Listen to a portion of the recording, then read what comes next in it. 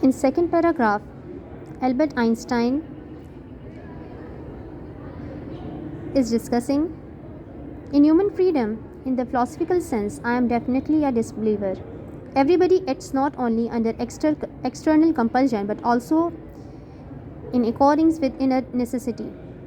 Schopenhauer saying that a man can do as he will but not will as he will has been an inspiration to me since my youth and a continual consolation and unfailing spring of patience in the face of the hardships of life, my own and others.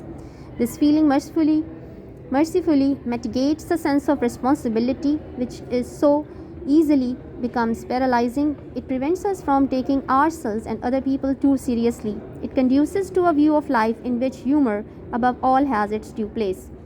In third para, Albert Einstein is discussing to inquire about the meaning or object of one's own existence or of creation generally has always seemed to me absurd from an objective point of view, and yet everybody has certain ideals which determine the direction of his endeavors and his judgments. In this sense, I have never looked upon ease and happiness as ends in themselves.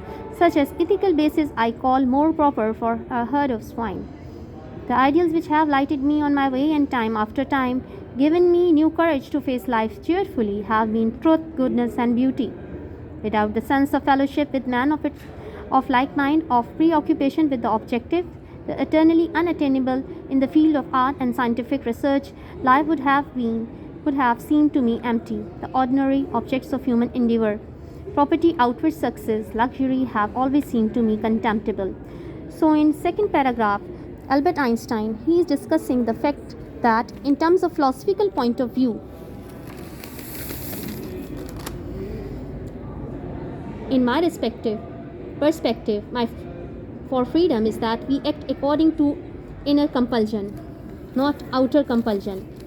As Schopenhauer quoted that a man can do as he will but not will as he will, means that if he is eternally motivated, he can do whatever he wishes, as he is witnessing long-term achievements or endeavors. He will never procrastinate. He later reminds the reader that this notion serves as a source of inspiration for him in his youth. In face of my hardships and other, this feeling later results in sense of responsibility, but I have noticed that this feeling or inspiration has been diminishing. Similarly, humor has its prominent place and it is a part of life. As you all know that intrinsic motivation holds a prominent place along with humoristic touch in life.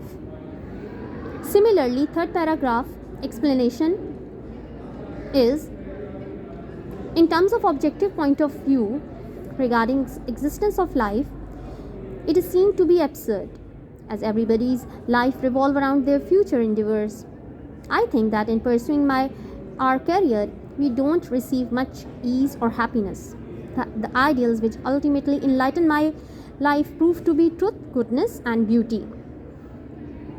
Your life would have seemed to be dull, without sense of fellowship with like-minded people, preoccupied with objectivity, as objects of human endeavors revolve around property, outward success, and luxury, which in turn seem to me detestable.